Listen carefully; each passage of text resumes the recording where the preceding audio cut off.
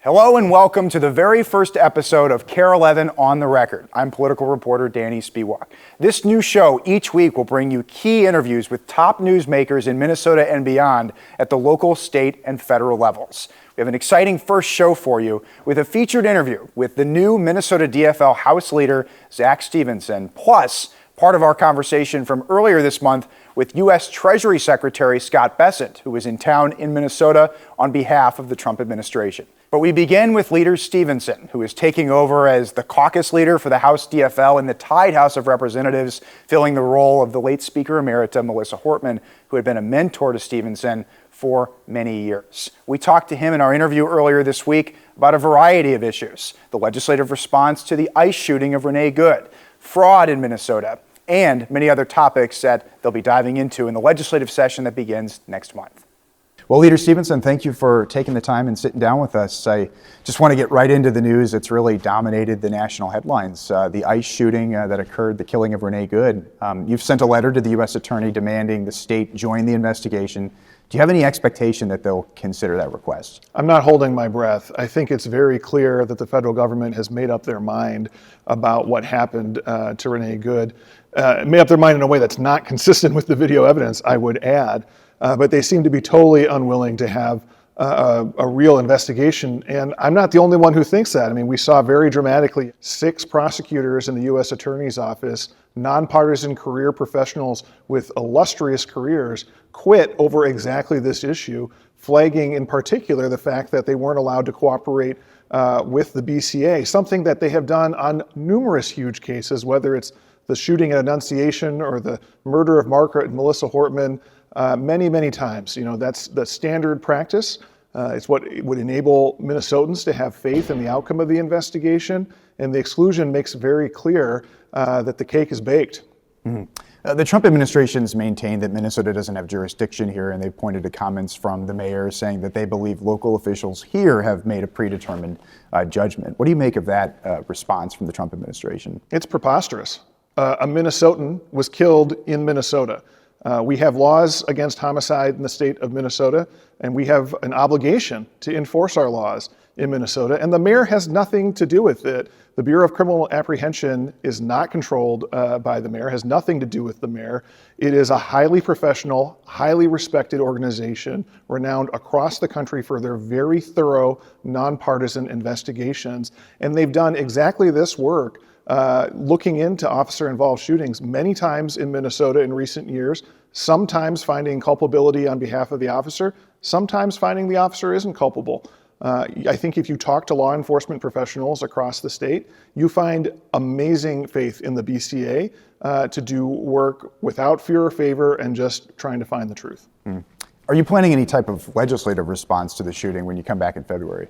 You know, what we are seeing across the state right now is ICE is making us less safe. We're seeing all sorts of chaos across the state, and it's part of a much larger scheme of retribution coming directly from our federal government. We've seen massive budget cuts to critical services that serve the most vulnerable Minnesotans, from people with disabilities to food stamps, and that will absolutely impact our work at the Capitol this year. I think that, it feels like every day we go through a month's worth of news, and so we're still a month out from session, and exactly how we respond to the chaos that's been happening because of federal action, I think that's to be determined, but I have no doubt it'll be a focus of session. Of course, it's no secret. You're tied in the House, so you have to work directly with Republicans. What have your conversations been like with them? Because many of your Republican colleagues have said that the state should work with federal partners and believe that the people of the country voted for the Trump administration's immigration policies. Yeah, unfortunately, this is one of those situations where sometimes people are willing to say one thing behind closed doors and say a different thing out in public. I think that there are members of both parties who are dismayed by what's happening in Minnesota and think that the federal government is not doing the correct thing. But so far they have not been able to come out and say that publicly, and I hope that they do. I hope that they do have the ability to come out and say publicly that what's happening is not right and should change. Obviously, with this topic, the issue of fraud is intertwined with it, but removing the ICE situation from it, when it comes to fraud in the DFL, in retrospect, was there more pressure that the DFL legislature could have placed on the Walz administration to institute firings earlier or have more accountability in the early days of the scandal? Well, first, I want to just challenge the premise here, and I'd say that the only connection between what ICE is doing in Minnesota and our ongoing work to protect public dollars and combat fraud, the only connection between those things is that Donald Trump wants to use fraud to justify the kind of violent reaction we're seeing from ICE on the streets of Minneapolis. There's nobody who can say with a straight face that what ICE is doing in Minneapolis is going to make has any less fraud in the state of Minnesota. And we should care about that because fraud's a very serious issue. Every single dollar of fraud is unacceptable because it's a dollar that, one, belongs to the taxpayers, but two, should be going to a person who's vulnerable and needs the help. I mean, these are programs that are designed to help kids with autism, homeless people, people with really significant disabilities. And instead of going to those people, it's being stolen by these scammy businesses that are signing up to provide services to people and then not providing the services. That's outrageous. Who steals from kids with autism? We should be really aggressive in going after fraud to make sure that every single dollar goes to its intended purpose. This, of course, was cited as one of the reasons why Governor Walz chose not to seek re-election, the national attention around it. Do you feel his administration handled this properly over the last 3-4 years? I think it's really clear that first of all, I'm really happy that he decided to focus on fraud over the last year in office. I thought it was remarkable him saying that this is a problem that many administrations have struggled with. I intend to be the last one, and that's the right approach. I think that he has been very clear that the buck stops with him. And that he should be, accountable for the activities of his administration. And clearly, we all wish that there was no fraud and that we were really aggressive years ago. It's also worth saying that there have been anti-fraud efforts for years and years and years. The child care fraud issue, first emerged in the 2017-2018 time period, and we did pass strong anti-fraud measures in 2019 to deal with the child care fraud. But there's obviously more work to be done. And we can't rest until every single dollar of fraud is wiped out. One of those proposals, of course, is the statewide Office of Inspector General. I know I asked you about this, I believe, at the budget forecast a couple of months ago. That was passed in the Senate with pretty broad bipartisan support, but it stalled in the House. So why was the House, under the Tide situation, unable to move that forward? I think that there were concerns in both parties articulated about the scope of the agency, how it would work, and it's kind of more nuts and bolts stuff about how you're going to make it actually function. Nothing that was a total deal breaker, and ultimately it wasn't included in the budget agreement, and it cost money, so we had to figure out a way to pay for it. And that's why Democrats, consistent with the agreement that both parties made around the budget, voted the way we did on the last night of session. Is that something that can be back on the table this session? Oh, absolutely. It's absolutely something we can talk about. All options are on the table to combat fraud because we need to make sure that the public has faith in government, that we wipe out every dollar of fraud. When you talk about the session, obviously you're stepping into the leadership role for a mentor of yours, the late Speaker Emerita Hortman. What has that process been like establishing yourself as the leader of the DFL caucus? Well, you're right. I met Melissa Hortman when I was 17 years old. I'm 41 now. She was a friend and mentor to me for more than half my life. And so it has been, a whole mix of different emotions and experiences as I've been going through these last few months, because it's obviously a great honor to lead this caucus, and there's an opportunity to do real good for the people of Minnesota. But at the same time, there's nothing I wouldn't give to not be leader of this caucus and to still have Melissa as our leader. She was the most consequential speaker in the history of Minnesota. She was a really good friend. She was a really important mentor to me, and I miss her every day. But I always think if she were here right now, she would say, okay, time to get up off the mat, get to work, just do the work. And so that's what I try to do on a day-to-day basis, is just focus on the task at hand and focus every day on doing the work of the people of Minnesota. Is it different for you to walk into the House chamber or be in the Capitol since June? Yeah, I mean, it will never be the same. We're sitting in the chamber right now. There's still a memorial on her desk, as there will be all throughout session, of a real visible reminder. You go into a room and you kind of think about the last time you were in there with her, in the caucus room downstairs, her seat where she usually sits. It's a constant reminder of her absence. And that will be with me for the rest of my life. Will be with my colleagues for the rest of theirs. Of course, last session, she was a very tough negotiator with Speaker Demuth, and now you're going to be in that role, even more unique now because she's running for governor. What is that relationship like between you and the Speaker as you try to get things done for the people of Minnesota? Speaker Demuth and I were elected the same year, so we've served our entire time in the House together. I think we have a good, constructive relationship. I was very involved in the budget negotiations this last year in my role as co-chair of the Ways and Means Committee. So I think that we have some basis to work on. Now, she, of course, is running for governor, and that changes things, and that changes the dynamic of session. But interpersonally, we have a good relationship.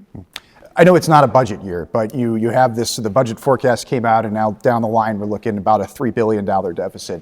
What can you do realistically in 2026 to potentially make some preparations for trying to put a dent in that? Well, the first thing is we have a huge curveball coming our way, which is federal action. The federal government has announced already that they're withholding multiple billions of dollars of funding for the state. And, just this week, Donald Trump tweeted out that the day of retribution is coming. And so I'm expecting additional cuts as the president, really punishes his political enemies. He's been very clear about that. His staff has been very clear that they intend to settle scores. And so I do think that we're going to have to address budget issues this year because that money that is being cut off by the federal government doesn't just go to the bottom line. It's dedicated to really important programs, whether it's food stamps that help people who don't have the ability to feed themselves, or money for people with disabilities, healthcare funding. I mean, it's really potentially catastrophic for the state budget. We're still in the early days. I mean, we don't know exactly what the federal government's going to do, and we don't know if it will be upheld by the courts. We saw already one of the cuts that they made be struck down by the courts. So the full contours of what we'll be dealing with remain to be seen. I know you've challenged this assertion from Republicans, but there's a perception on that side that when the DFL had the trifecta in control, they had a large surplus, and now that's going to be gone down the road. I know you left money on the table for this session, but for this budget cycle. But in retrospect, should you have done even more planning, knowing that a lot of those programs were growing and that you were going to potentially be facing an issue at the end of the decade? House Democrats and Senate Democrats, we passed a very responsible budget in 2023. That budget ended in June of this last year with a $5 billion surplus. So the assertions that Republicans make are just factually false. $5 billion was not spent. There's $3 billion in the state's budget reserve. We have the largest budget reserve in the history of the state. We have a AAA bond rating from all of the major credit agencies. We are in an incredibly strong fiscal position entering these really difficult economic times that lots of Minnesotans are feeling. Every Minnesotan understands that healthcare prices are going up at an unsustainable level. They see it in their own plans, and when we went through open enrollment just a couple months ago, we just found out as the MNsure and Obamacare enrollment closed that 1.5 million people across the country did not renew their healthcare because the cost was going up too much. Those same cost pressures on healthcare are hitting the state budget because, of course, we fund a lot of healthcare as well. So Minnesota is struggling with a lot of the same economic trends that ordinary people are facing, but states around the country are facing as well. And it will be a real challenge to address, particularly as Minnesota gets older, right? For the first time in our state's history, we have more senior citizens than school-aged kids. And that's going to affect the way that we budget as a state. It's going to drive up costs because things like healthcare and long-term care are expensive and only getting more expensive, in significant part because the Trump administration is doing things to sabotage those programs and make them more expensive. Since the Annunciation Church shooting, there of course was no special session, but when you come back in February, are you going to bring assault weapons bans proposals to the table? Absolutely. Gun violence is an issue that is incredibly personal to me and to our caucus. The only reason why you are talking to me right now is because Melissa Hortman was murdered with a gun about 7 months ago. We are appalled by what happened at Annunciation. We think there's no reason why there should be weapons of war on the streets of Minnesota, and the vast majority of Minnesotans agree with that premise. So we will continue to push for strong gun violence prevention measures until they are law. It'd be great if we could do that this year. Republican leadership have made clear that they will not go along with allowing a vote on the floor. They've claimed that there's not a single Republican member who would vote for those measures, but we're going to test those assertions. We're going to push hard, and we're going to see in real clear terms whether Minnesota Republicans want to take the side of ordinary Minnesotans who overwhelmingly think that weapons of war don't belong on our streets, or whether they're going to continue to take the position of the gun lobby. I know when it comes to this issue, there was some questions in the Senate if the very narrow majority of the DFL even had the votes. And of course, you had control of government for 2 years. Why were you unable to pass this when you had the trifecta? Well, we did pass big gun violence prevention measures. We passed universal background checks, and we passed red flag laws that, by the way, are saving lives all across Minnesota on the daily basis. The Star Tribune did an excellent series earlier this year, or I'm sorry, late last year, showing that the data on these red flag laws across the state are saving lives. It's very difficult to pass gun violence prevention measures in Minnesota. The gun lobby has great power here, and it took many, many years just to pass the bills that I mentioned. I've been in the legislature since 2018, and I voted on those bills every single year I was in the legislature, and we were able to get them passed in 2023. There's still more work to be done, and we'll keep working on it until the work is done. When it comes to the assault weapons ban specifically, why was that stalled during the trifecta? Well, like I said, our focus was on the other measures, the background checks and the red flag laws, which had been in the works for many, many years, and which are shown to decrease gun violence really clearly. Those red flag laws in particular are just very powerful ways that we can decrease gun violence. I'll switch to another topic because it's just people have been talking about it for years. Sports betting, online sports betting. Where does that stand? I understand it's probably not the top issue right now, but where is? No, I don't. I don't think it's the top issue right now. Sports betting is one of these issues that's interesting because there are opponents and proponents on both sides of the aisle. It doesn't fall neatly on party lines, which makes it an interesting issue, but also a challenging one to work on.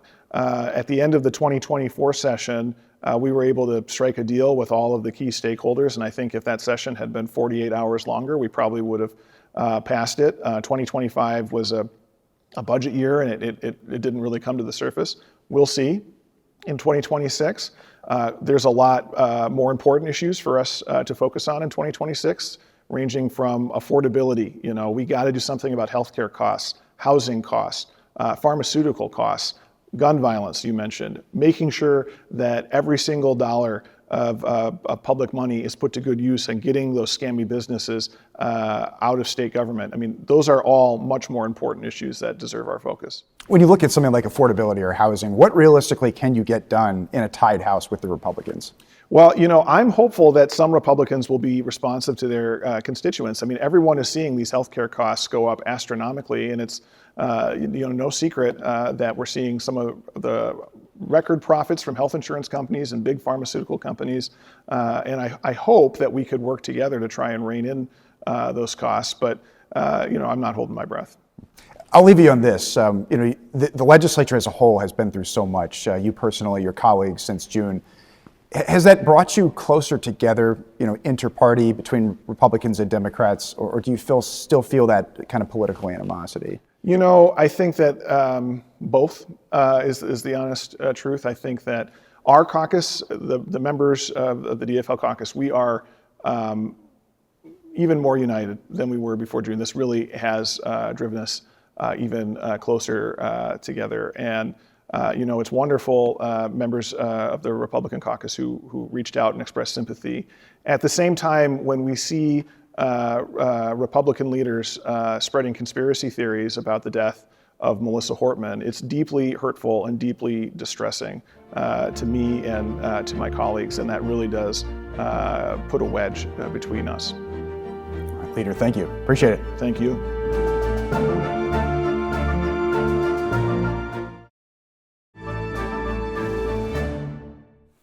Welcome back. U.S. Treasury Secretary Scott Bessent is a key member of President Trump's cabinet. He's basically the top person in the administration when it comes to the economy and monetary policy.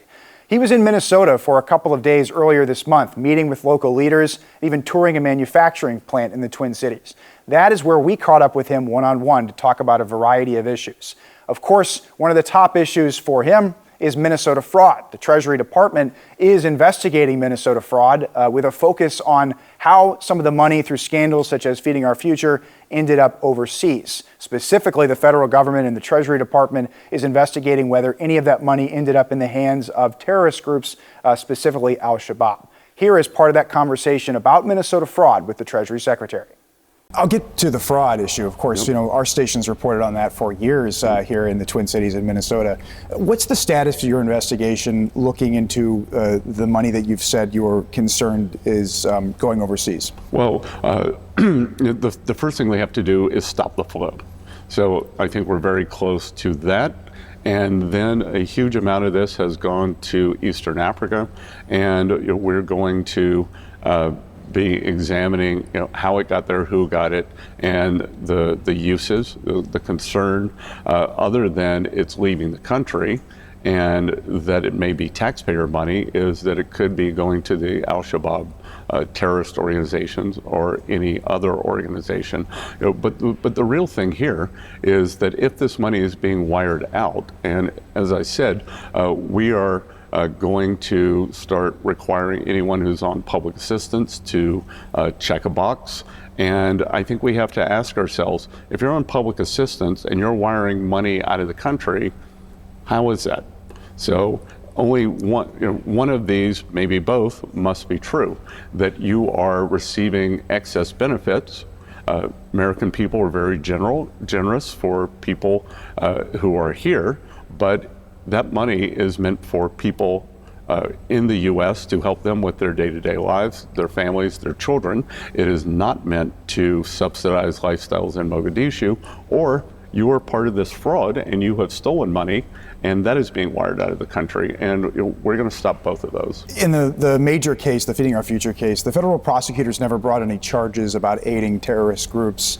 They basically said they would have brought charges if they had any evidence for that. At this time, have you found any evidence that there was any direct assistance to Al-Shabaab? I can't talk about a case that is in progress, but I can say that the geographic proximity is very troubling. Even though largely we were told that a lot of those defendants were sending it to Kenya. Yeah, well, it can go to Kenya and still go to Al-Shabaab. A huge amount went into the Middle East and then was moved from there. We've heard often from state officials, including Governor Walz, it's no secret his clashes with the administration, that he believes the fraud investigations, while he welcomes this one, specifically from your agency, he's accused it of being political. Is there any part of this from your administration that is political toward Minnesota? Nothing's political toward Minnesota. Well, look, Governor Walz has been incompetent and is deserving of blame here. This happened on his watch. He should own it, and he should cooperate with trying to fix it. Instead, he's trying to put up a moat around it and shield himself with, oh, this is politics. This isn't politics. This is taxpayer money, whether it's the American taxpayer, the people of Minnesota, or both. The money services businesses that you are investigating, are you able to say which ones those are in Minnesota? We're not, but there are four in the two counties. One of the big topics you spoke about at the Economic Club, and has been a big issue, of course, in Minnesota, has been tariffs and farmers, specifically with soybeans. Can you assure farmers that China will hold up its end of the bargain in terms of what they've said they'll buy? Look, China is the #2 economy in the world. I can assure you that we will hold their feet to the fire. They had 12.5 million metric tons that they were supposed to buy during this buying season, which is at the end of February. I used to be a soybean farmer up until December over in North Dakota. And they are more than 80% complete on that. And then they are slated to buy 25 million tons each year for the next 3 years. And what I can tell you is I've been on every call that President Trump is on with Party Chair Xi, And he emphasizes to him how important that is. In the phase one trade deal in 2020, there were minimum purchase agreements.